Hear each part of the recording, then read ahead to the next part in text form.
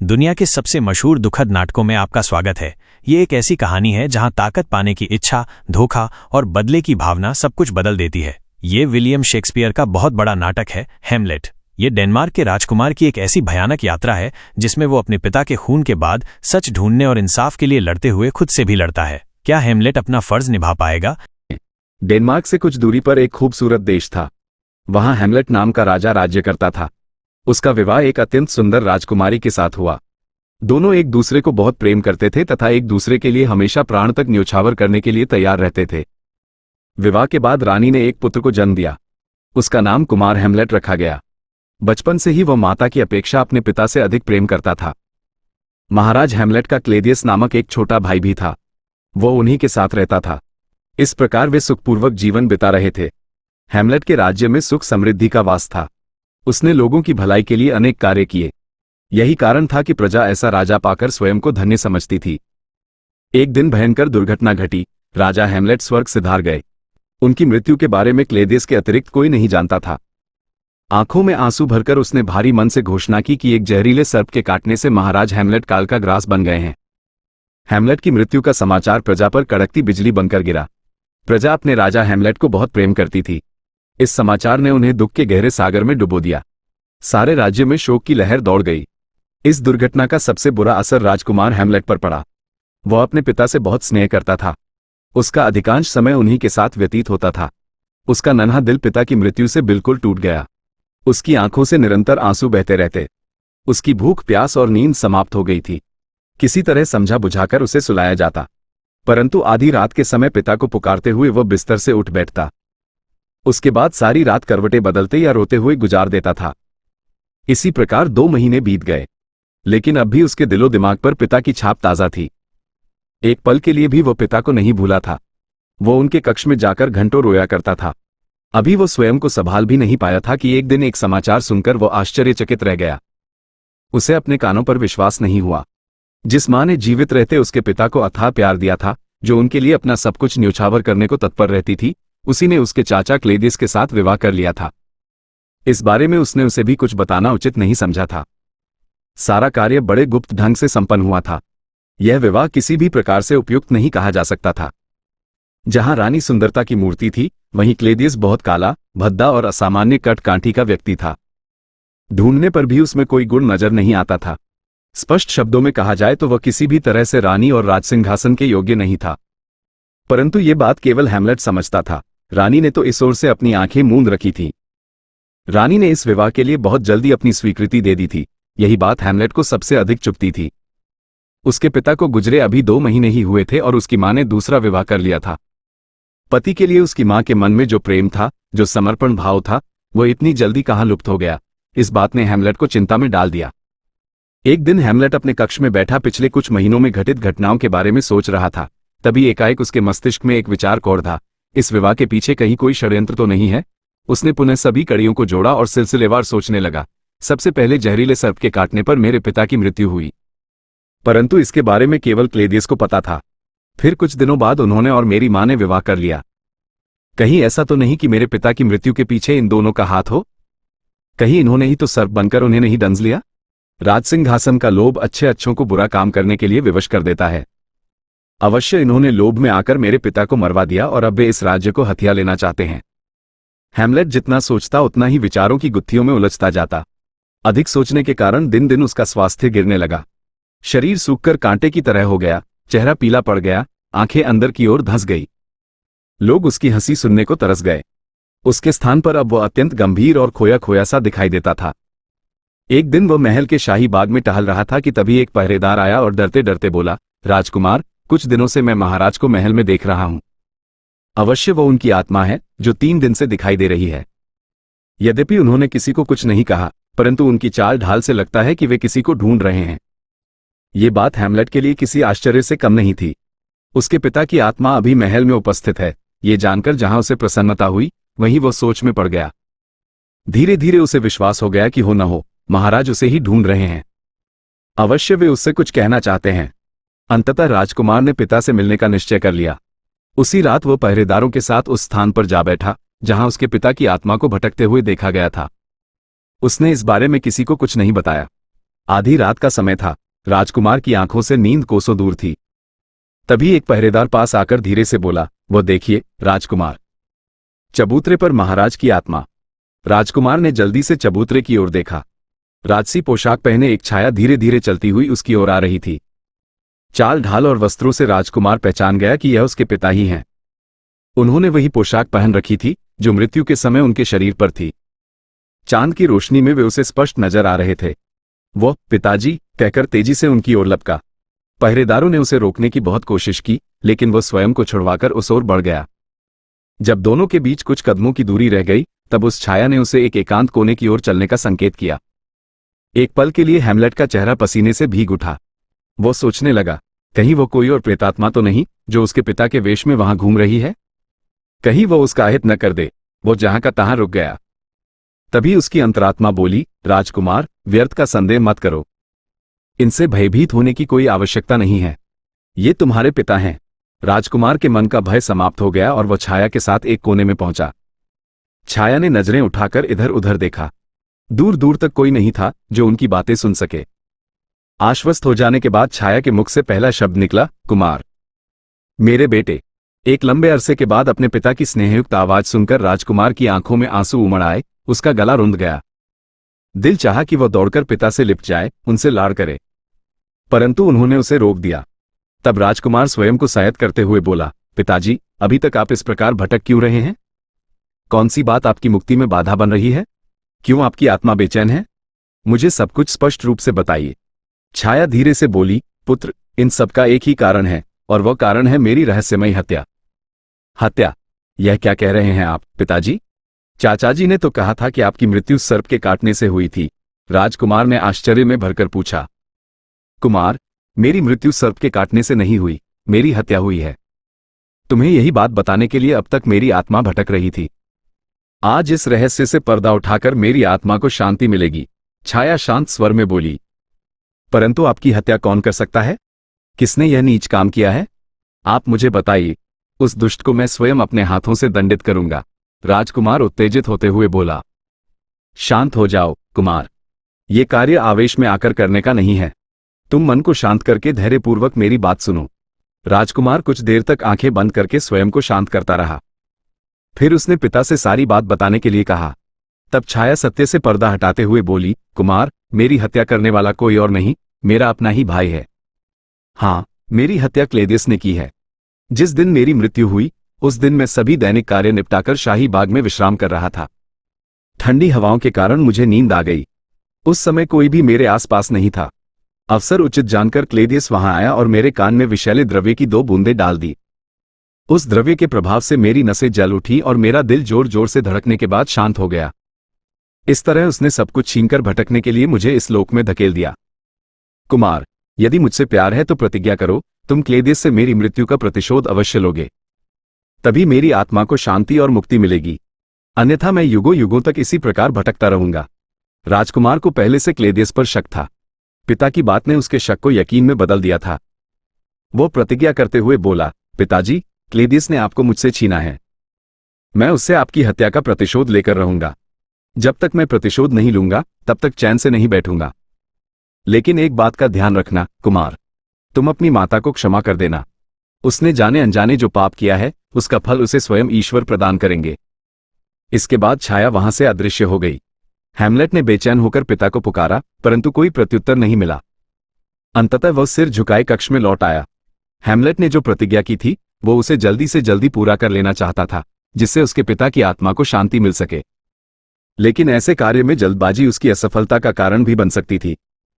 इसलिए उसने योजनाबद्ध तरीके से इस कार्य को पूरा करने का निश्चय किया। हैमलेट अत्यंत सरल और सीधे स्वभाव का था।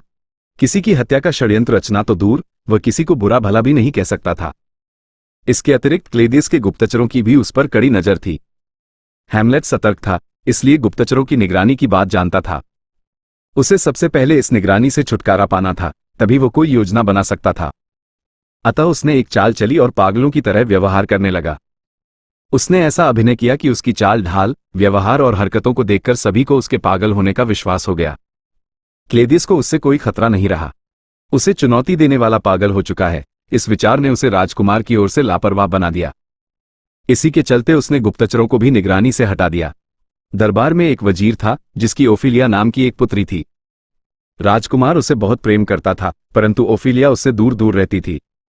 सभी ने सोचा कि शायद प्यार में मिली असफलता ने ही राजकुमार के होशो हवास छीन लिए हैं। ये बात हैमलेट के लिए मददगार सिद्ध हो सकती थी। उसने इसका लाभ उठाने का निश्चय कर उसी समय ओफिलिया के नाम एक पत्र लिखा। पत्र की भाषा बहुत ही उलझी हुई और अटपटी सी थी। किसी के लिए भी उसे समझना बहुत मुश्किल था। फिर भी उसका सार केवल इतना था कि वह ओफिलिया से बहुत प्रेम करता था और उसी के कारण उसका ये हाल हुआ है। ओफिलिया ने यह पत्र पिता को और उसने क्लेदियस को दिखाया। उसका रहा सहा संदेह भी जाता रहा। उसने राजकुमार को पूरी तरह से स्वतंत्र कर दिया। अब वो कहीं भी बेरोक टोक आ जा सकता था। हैमलेट ने जैसा सोचा था उसमें वो पूरी तरह से सफल रहा। अब उसने योजना बनाकर क्लेदियस के विरुद्ध षड्यंत्र रचना आरंभ कर दिया। उन्हीं दिनों नगर में एक नाटक मंडली आई हुई थी। वो प्रतिदिन जिस नाटक का मंचन करती थी उसमें एक राजा की हत्या के षड्यंत्र के बारे में दिखाया जाता था। वो दृश्य इतना स्वाभाविक और वास्तविकता के पास प्रतीत होता था कि दर्शकों की आंखें भर आती, उनका मन दुखी हो जाता। यह नाटक बड़ा लोकप्रिय हुआ। राजकुमार हैमलेट ने भी एक बार वह नाटक देखा था। उसे देखकर उसे अपने पिता की मृत्यु का दृश्य याद आ गया। तभी उसे एक विचार सूझा। उसने सोचा, नाटक मंडली के साथ मिलकर राजा की मृत्यु के दृश्य में फेर बदल कर दिया जाए और उसे देखने के लिए क्लेदियस को आमंत्रित किया जाए। यदि अपने पाप को लेकर उसके मन में जरा भी पश्चाताप हुआ तो उसके हाव भाव ही उसके गुनाह को प्रकट कर देंगे। ये सोचकर उसने नाटक मंडली के सदस्यों को महल में आमंत्रित किया और उनके समक्ष एक प्रस्ताव रखते हुए बोला, मैंने एक नाटक लिखा है। मेरी इच्छा है कि आपकी मंडली के अनुभवी कलाकार उसमें मंचन करें। इसके लिए आपको उचित पारिश्रमिक भी दिया जाएगा। राजकुमार, आपके लिखे नाटक में काम करके हम स्वयं को धन्य समझेंगे। लेकिन क्या हम नाटक की कथा संक्षेप में सुन सकते हैं? इससे हमें नाटक को समझने में आसानी रहेगी, नाटक मंडली के प्रमुख ने प्रसन्न होकर कहा। राजकुमार नाटक की कथा सुनाते हुए बोला, यह नाटक गुंजाक नामक राजा की कहानी है। गुंजाक वियना नगरी का राजा था। वह अपनी रानी बेपतिस्ता को बहुत प्रेम करता था। रानी भी उसे दिलोंजान से चाहती थी। राजा का लोशियन नामक एक चचेरा भाई था। एक दिन गुंजाक शाही बाग में सो रहा था। उस समय लोशियन ने उसके कान में विषैले द्रव्य की कुछ बूंदें डाल दी। इसके फलस्वरूप राजा की जान चली गई। फिर लोशियन ने बेपतिस्ता से विवाह कर लिया और उस नगरी का राजा बन बैठा। हैमलेट की यह कहानी क्लेदियस के पापकर्म पर आधारित थी। बस बदले थे तो केवल पात्रों के नाम। नाटक मंडली को कहानी अच्छी लगी और उन्होंने उसमें काम करना स्वीकार कर लिया। निश्चित समय पर नाटक का मंचन हुआ। उसे देखने के लिए क्लेदियस और रानी को विशेष रूप से आमंत्रित किया गया। नाटक के आरंभ में रानी बेपतिस्ता पति के सामने अपने प्यार की कस्में खा रही थी। ये दृश्य देखकर रानी के चेहरे का रंग उड़ गया। वो पसीने से तरबतर हो गई। अगले दृश्य में राजा को एक बाग में विश्राम करते दिखाया गया। दूसरी ओर से लोशियन विषैले द्रव्य की शीशी लेकर बाग में दाखिल हुआ। उसने सोते हुए राजा के कान में विष की कुछ बूंदें डाल दी। अब चौंकने की बारी क्लेदियस की थी। उसका दिल जोर जोर से धड़कने लगा। जिस पाप को वो छिपा हुआ रहस्य समझ रहा था, सामने मंच पर उसका खुले तौर पर मंचन हो रहा था। उसकी सांसें थमने लगी, दिल सीना फाड़कर बाहर आने के लिए बेताब हो उठा। वहां और अधिक देर तक बैठना उसके लिए असंभव हो गया। अतः तबीयत खराब होने का बहाना बनाकर वह रानी सहित वहां से चला गया। इस नाटक के मंचन के पीछे हैमलेट का जो उद्देश्य था वो पूरा हो चुका था। वह एक कोने में बैठा सब देख रहा था। उसके पास ही उसका एक विश्वसनीय मित्र बैठा था। दोनों ने क्लेदियस और रानी के चेहरों के उड़ते हुए रंग को देखा था।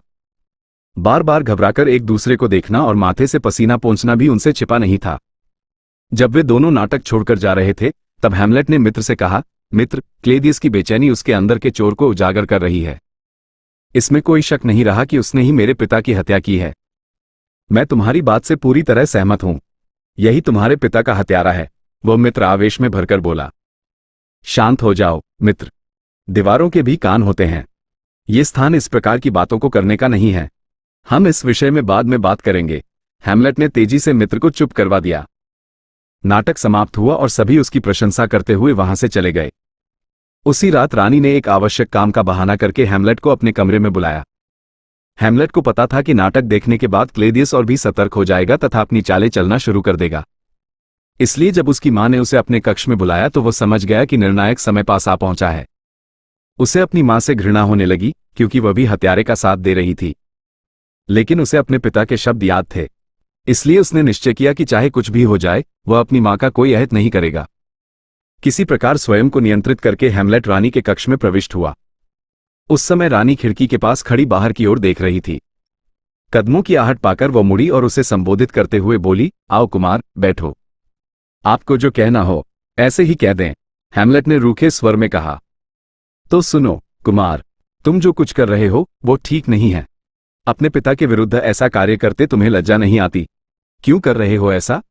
इस बार रानी का स्वर थोड़ा कठोर हो गया था। हैमलेट समझ गया कि रानी का संकेत क्लेदियस की ओर है। उसका मुंह कड़वाहट से भर उठा और वह तीखे स्वर में बोला, आप किस पिता की बात कर रही हैं? वो जो वास्तव में मेरे पिता थे या फिर वो जो मेरा पिता बनने की कोशिश कर रहा है? रानी उसके पास आकर बोली, मैं महाराज क्लेदियस की बात कर रही हूं। अब वे ही तुम्हारे पिता हैं। क्लेदियस के लिए पिता शब्द सुनकर राजकुमार का चेहरा गुस्से से तमतमा उठा। वो मुंह से आग उगलते हुए बोला, क्लेदियस मेरा पिता कभी नहीं हो सकता। वो मेरे स्वर्गीय पिता का हत्यारा है।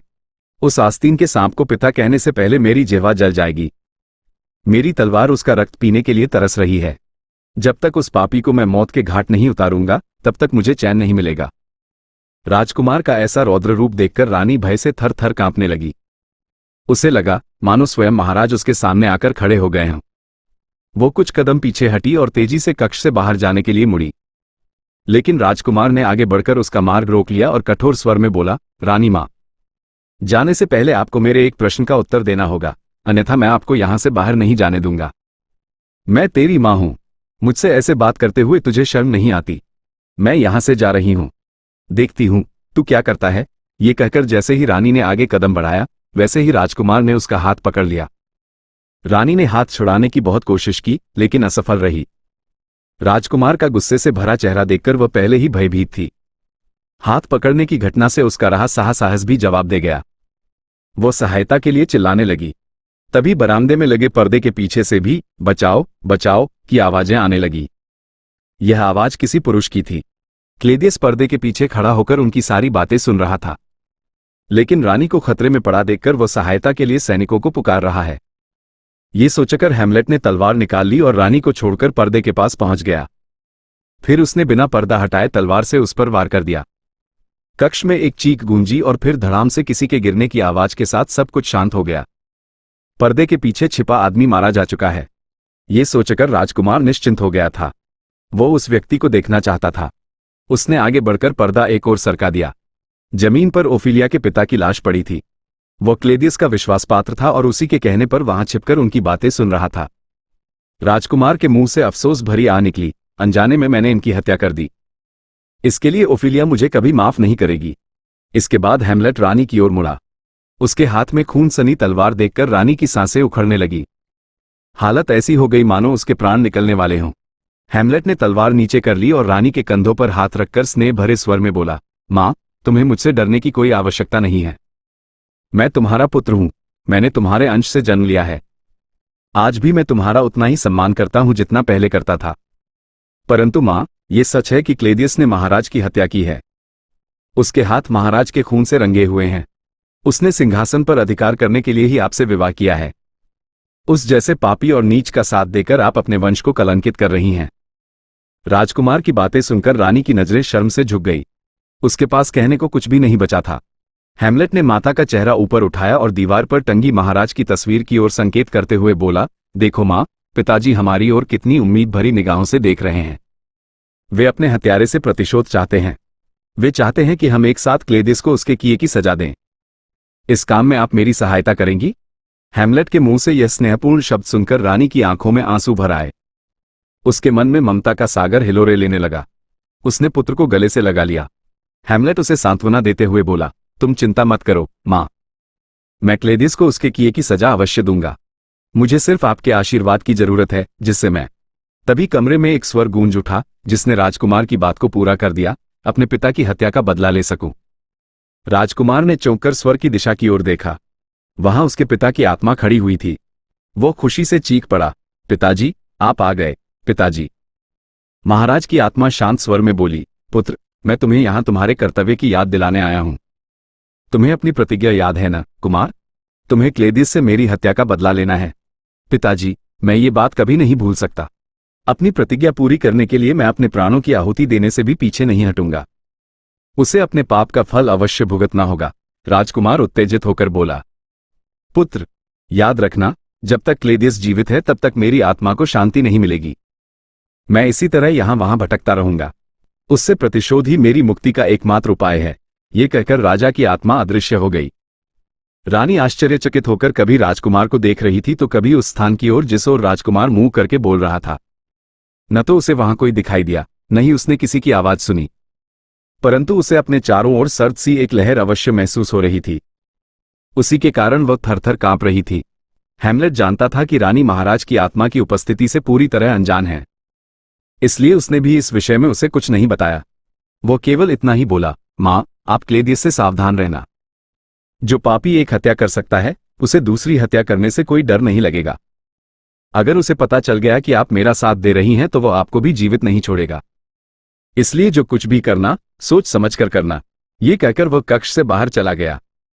उधर क्लेडियस को गुप्तचरों द्वारा माता पुत्र के इस मिलन की खबर मिल गई थी। उसने निश्चय कर लिया कि वह कल ही राजकुमार को विदेश भेज देगा।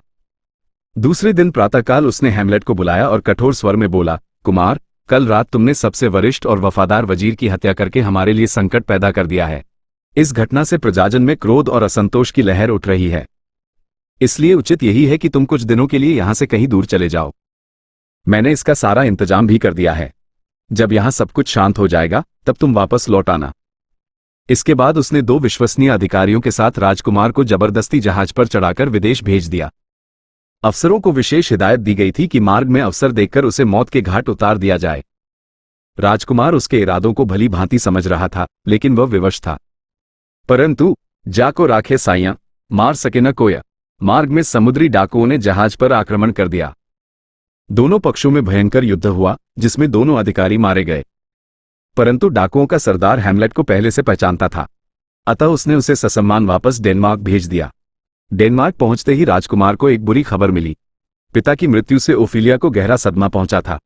इस सदमे को सहन न कर सकने के कारण उसने आत्महत्या कर ली। उस समय उसका अंतिम संस्कार किया जा रहा था। इस खबर ने हैमलेट को बुरी तरह से हिलाकर रख दिया। वो विक्षिप्त की तरह तेजी से उस ओर भागा जहां ओफिलिया का शव रखा हुआ था।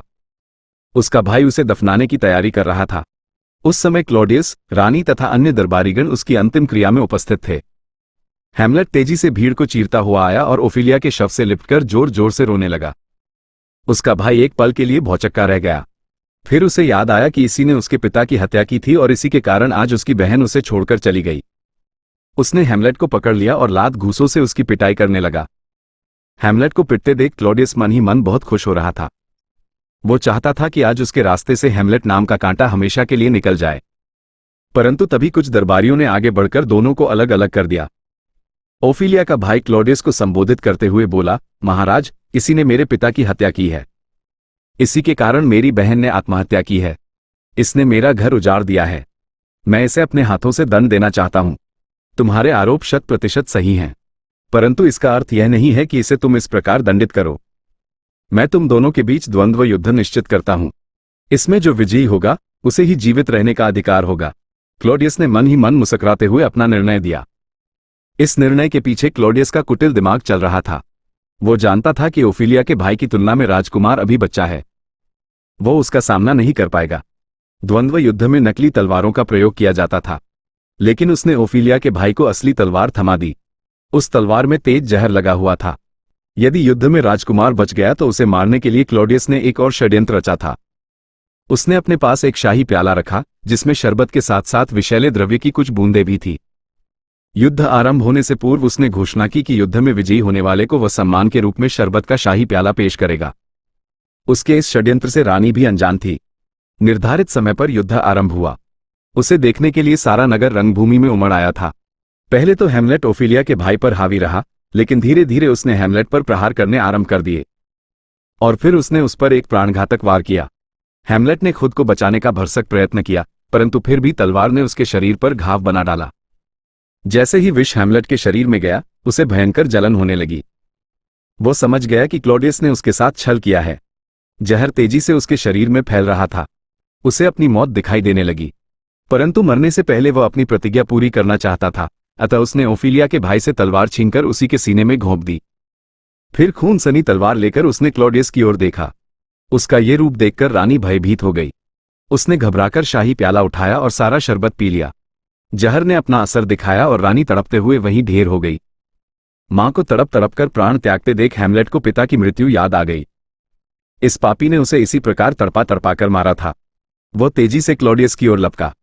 जहर के असर के कारण उसके पैर बुरी तरह लड़खड़ा रहे थे, लेकिन गिरने से पहले वो किसी भी तरह क्लॉडियस तक पहुंच जाना चाहता था। उसने सारी शक्ति एकत्रित की और सिंहासन के सामने जा पहुंचा। क्लॉडियस ने भागने की कोशिश की, परंतु तब तक बहुत देर हो चुकी थी। हैमलेट ने उसके सीने में तलवार घोंप दी। क्लॉडियस भयंकर चीत्कार करते हुए जमीन पर गिर पड़ा और कुछ ही देर में उसने प्राण त्याग दिए। हैमलेट के चेहरे पर संतोष और प्रसन्नता के भाव उतर आए। आखिरकार उसने अपने पिता की मृत्यु का प्रतिशोध ले लिया था। अब वो शांतिपूर्वक मर सकता था। उसे विश्वास था कि क्लॉडियस की मृत्यु के साथ ही उसके पिता की आत्मा मुक्त हो गई होगी। फिर उसने भी अपने प्राण त्याग दिए।